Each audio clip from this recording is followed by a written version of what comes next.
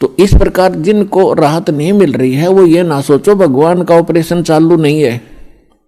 आपके उन संकट निवारण के लिए परमात्मा उसी दिन सक्रिय हो जाता है जिस दिन आप इस ज्ञान को पढ़कर या ज्ञान को सुनकर और हृदय से पुकार लेते हो, परमात्मा हम आपके हो लिए, आपके बगैर मुझे कुछ दिखाई नहीं देता है। और कब बुलाओगे उसी दिन से परमात्मा आपको अपना मान लेता है, क्योंकि ये आत्मा का साथी है, आत्मा इसका अंश है, चाहे वो किसी धर्म में है, चाहे किसी मजहब में है, या किसी प्राणी के शरीर में है, कुत्ते गधे सूअर के शरीर में है। तो ये परमात्मा उसी दिन से आपको स्वीकार कर लेता है यदि आप हृदय से पुकारते हैं। और जिस समय नाम ले लेते हो फिर तो बातें खत्म हो जाती है कि आपके कोई सुनवाई ना हो या आपके संकट दूर ना हो। उसके लिए यही कारण हो जाता है कि परमात्मा पहले वो संकट टालेगा जो तेरी जान को जोखिम करेंगे, आपको जीवन एक्सटेंड करके फिर धीरे धीरे तेरे सारे आपके सभी कार्य, आवश्यक कार्य जो होंगे सारे ठीक करेंगे। देखो ये भक्ति मार्ग है। यदि आप यहाँ आते हो बरवाला आश्रम में तो आपको सबसे पहले ये उद्देश्य बनाना होगा कि मुझे मोक्ष चाहिए। और जो ये कहते मैं फैक्ट्री लाऊं, मैं मंत्री बनूं, एमएलए बन जाऊं, मेरा आशीर्वाद दे दो गुरुजी, देखो ये आशीर्वाद यहाँ पर आपको नहीं मिलेंगे, क्योंकि ये तो भगवान से दूर करेंगे आपको। और हम ऐसा विष आपको खिला नहीं सकते जो आपका जीवन को हानि कर दे। डॉक्टर ऐसा अनजान नहीं होता। इसका कारण ये है कि जैसे कोठी बंगले आपको दे भी देगा भगवान तो आप परमात्मा से कोसों दूर होगे। और फिर क्या बताते हैं, सर्व सोने की लंका थी वो रावण से रणधीरम, एक पलक में राज विराजी वो जम के पड़े जंजीरम। सारी सोने की लंका बख्श दी थी उसको, सारा लंका सोने की बनाए बैठा था। और उस समय तो कई हजार, 20 30 हजार उम्र वर्ष की उम्र होती थी। तो उसने त्याग को सोचना कोई बड़ी बात नहीं थी, कभी ना मरूं, 30-40 हजार वर्ष जीऊंगा, क्योंकि सतयुग में 1,00,000 वर्ष की आयु होती है। और त्रेता में भी स्टार्ट के अंदर 40, 50, 30 और लास्ट में कम हो जाती है। तो रावण के मन में ये खरपतवार पैदा हो जाना, क्या भी नहीं मरूंगा, ठाठ तो कोठी बना ली, दो कोई मंजिल की अटारियां बना रखी हैं। जैसे आजकल ये 20-20, 30-30 मंजिल के बनाते हैं मकान, वो तो 100 मंजिल के बनाए बैठा था, 200 के, इतना कुबद्दी था। और सारे सोने के, ईंट और गारा सोने की, लिपाई सोने की। और उसने भी ये सोच रखा था भी नहीं मरूं, ऐसा बक्कल उतरा, सह परिवार नष्ट हो गया। तो कहने का भाव ये है, परमात्मा कहते हैं कि क्या मांगो कुछ थिर न रहाई, ये देखत नैन चला जग जाई, 1,00,000 पूत 1,00,000 नाती, उस रावण के दीवान बाती। परमात्मा कहते क्या मांगो, हमें बताते हैं कि क्या मांगोगे। रावण जितने धनी भी नहीं हो सकते, और ऐसे शक्तिशाली सिद्धि युक्त भी तुम नहीं हो सकते। और उसकी क्या दुर्गति हुई और क्या मांगना चाहिए परमात्मा से। भक्ति दान गुरु दीजियो देवन के देवाओ, जन्म पाया भूलू नहीं करहूं पद सेवा हो। और फिर क्या मांगे, साईं इतना दीजियो जा मैं कुटुंब समाए, हम भी भूखे न रहे अतिथि न भूख हो जाए। इससे अधिक मांगने की आवश्यकता नहीं भगवान से। अब परमात्मा ने सारा पता है कि इस बच्चे को क्या आवश्यकता है और कौन सा देना वस्तु देना अनिवार्य है, और कौन सी वस्तु ये मांग रहा है, इसके लिए ये फायदेमंद है कि नहीं। जैसे डॉक्टर के ऑपरेशन यानी उपचार के अंदर रोगी ने अपनी नहीं चलानी चाहिए, डॉक्टर की ही चाल है। जब डॉक्टर होगा तो सही वो। और डॉक्टर के उपचार के अंदर बीच में कोई टांग अड़ाता है अपनी कि नहीं नहीं मत ऐसे कर दो ऐसे कर दो, वैसे करवा ले, लेकिन उसे लाभ कुछ नहीं होगा, वो रोग नहीं कटेगा। तो इस प्रकार से आप जिस दिन यहां आ जाते हो आप उपचाराधीन हैं। और आपका रोग कौन सा है?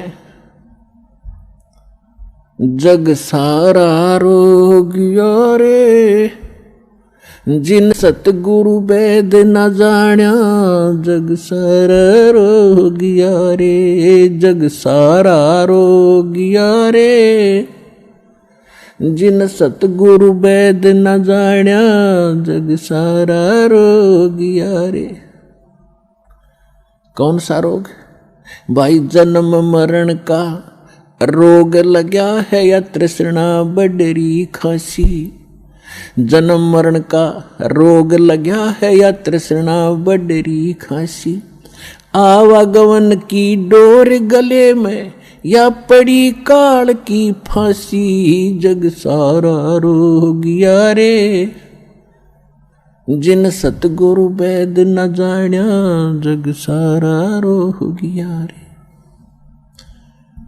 भाई देखा देखी गुरु शिष्य बन गे, किया ना तत्व विचारा, देखा देखी गुरु शिष्य बन गे, किया ना तत्व विचारा, गुरु शिष्य दोनों के सिर पे यू काल ठोके पंजारा, जग सारा रोग यारे जिन सतगुरु वेद न जाण्या, जग सारा रोग यारे।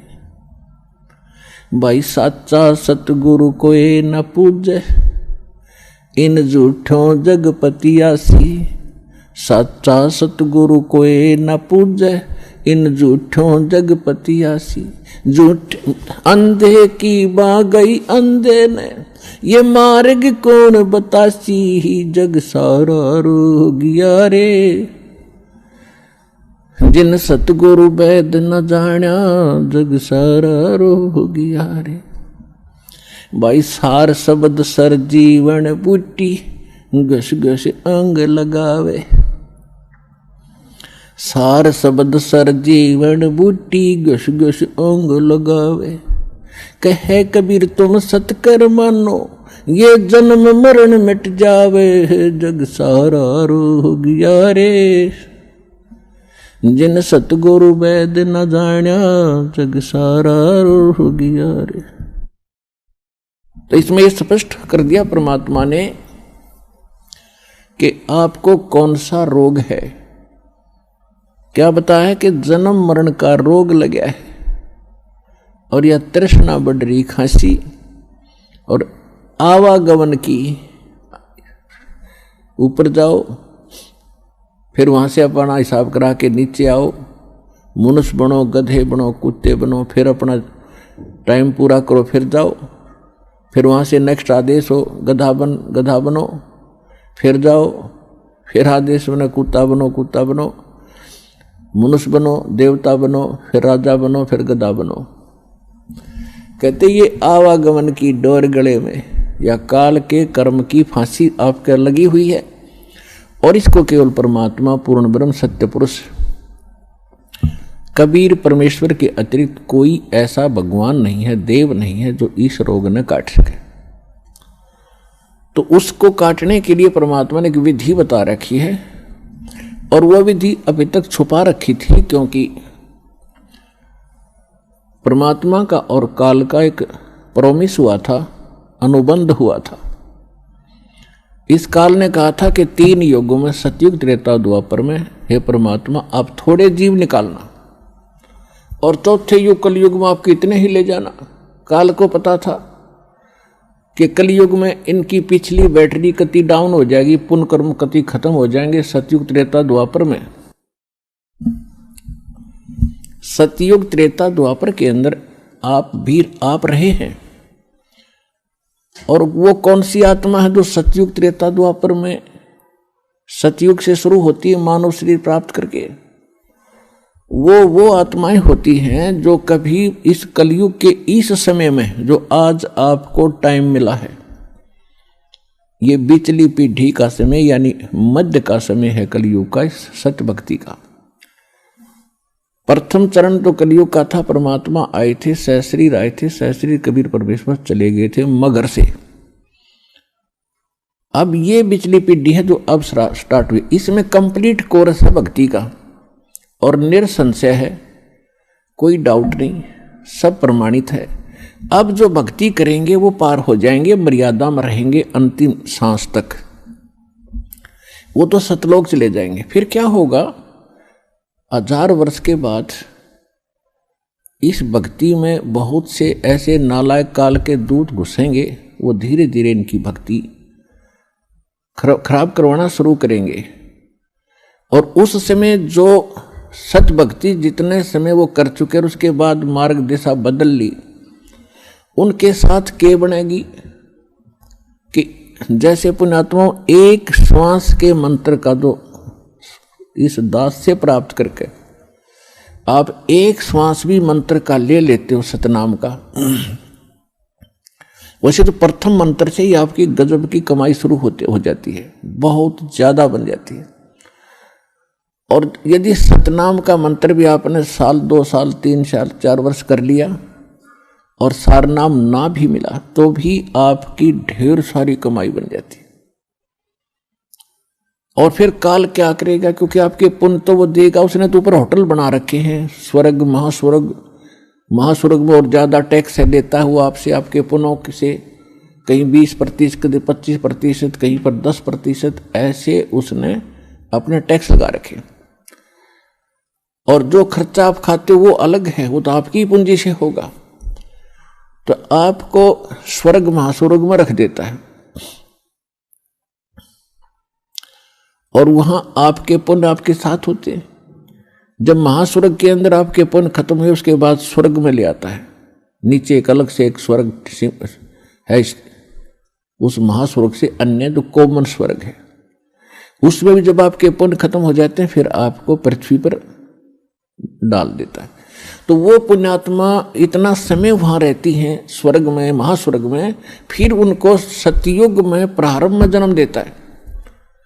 इस भक्ति युग में की हुई भक्ति उनकी इतनी प्रबल हो जाती है कि फिर वो सतयुग में प्रथम जन्म लेते हैं। उनकी फिर भी इतनी भक्ति होती है क्योंकि सतयुग में लाखों वर्ष का जीवन होता है, एक का जीवन पूरा करते हैं, इतने युग 1-2 जीवन में वो सतयुग पूरा हो जाता है। फिर त्रेता में आते हो आप वही हो जो पहले भक्ति लगे थे, लेकिन आप फिसल गए, आप रिपट गए, विचलित हो गए किसी कारण से। और परमात्मा का विधान है, जो जन मेरी शरण है ताका हूं मैं दास, और गेल गेल लाग्या फिरूं जब तक धरती आकाश। एक बार इस सच्चे नाम से आज कोई जुड़ जाएगा, आज उसने नाम ले लिया, कितना रोगी है और चाहे उसकी कल मृत्यु हो जा, नाम लेते भी हो जा, तो अभी परमात्मा अपने बही में लिख लेगा उस आत्मा को कि मेरी होगी भी। अपने आत्माओं हमने असंख्य जन्म बर्बाद कर दिए, असंख्य जन्म मनुष्य के खो चुके हो आप। ये पहला शरीर नहीं जागा जो आज आपका जाने वाला है, मान ले कभी भी। ये तो असंख्य बर्बाद हो लिए, तो कपड़े हैं, कुर्ते पजामे हैं, तो आपकी शरीर बॉडी ऊपर का। और इस नाम के लेते ही आपके कई सैकड़ों कुर्ते पजामे खूटियां व अलमारी में रख दिए जाते हैं। मनुष्य आज आपको नाम लेते ही और चाहे अगले पल मृत्यु हो जाती है। वैसे तो ऐसा नहीं होगा, जो सच्चे दिल से आते हैं उनको राहत मिलती है, उनका मनुष्य जीवन एक्सटेंड होता है, आयु भी बढ़ाता है परमात्मा। एक उदाहरण के लिए कहते हैं कि जो अविश्वास रूप में भी आकर नाम ले लिया, अब देखेंगे किसी के कहने से आते हैं रोगी बहुत से, तो कि देख लेते हैं एक बार चल कर, तो वो उनको भगवान वैसे उसको एक्सटेंड नहीं करेगा, उनका पता है कि इसको मैंने जीवन भी दे दिया, आगे फिर वो बकवाद करेगा। तो परमात्मा ने तो अपनी आत्मा देखनी है कि इसका उद्धार क्यों कर होगा, तो नाम लेते ही यदि उसकी मृत्यु भी होगी तो भी भगवान के अकाउंट में आ गया, और 10 महीना में फिर जन्म देकर उसको फिर बरवाला बुला लेगा, वह शुरुआत होगी उसके जीवन की। तो यहाँ आने वाले व्यक्ति को हानि कति नहीं है, और कति ज्ञान सुनकर समर्पित हो आओगे तो आपकी कैंसर का बाप भी ठीक हो जा। भगवान किसे कहते हैं? वाह भाई वाह। यहां पर कम से कम लाखों भक्तों के कैंसर तक के रोग ठीक हो चुके, जिन्होंने समर्पित भाव से परमात्मा पर विश्वास करके नाम लिया और मर्यादा निभाई। क्योंकि दुखी आदमी मर्यादा खूब निभाता है, सुखी तक गड़बड़ कर देता है, समाज को गणा देकर उसने तो अपनी जान दिखाई देती है, तो उस पर जल्दी राजी हो है भगवान, जल्दी प्रसन्न होता है, उसका जीवन भी बढ़ावेगा और उसको रोग से मुक्त भी करेगा। लेकिन करेगा अपने हिसाब से, उसकी नीत देख के कि आगे कहीं और गड़बड़ ना कर देगी। तो कहने का भाव है, तो प्रसंग हमारा उसी पढ़ाते हैं। तो परमात्मा से जो हम मांगते हैं वो यही मांगनी चाहिए कि साईं इतना दीजिए जा मैं कुटुंब सुमावे, हम भी भूखे ना रहें और अतिथि न भूखा जावे। तो यहां आने वाले भक्त को लगभग 80% व्यक्ति जो हैं ये दुखी आते हैं, और उनके लिए वो दुख एक वरदान बनेगा, एक वरदान सिद्ध होगा उसके लिए। तो आपके लिए प्रार्थना है कि परमात्मा पर विश्वास रखना और कुछ समय देना भगवान को।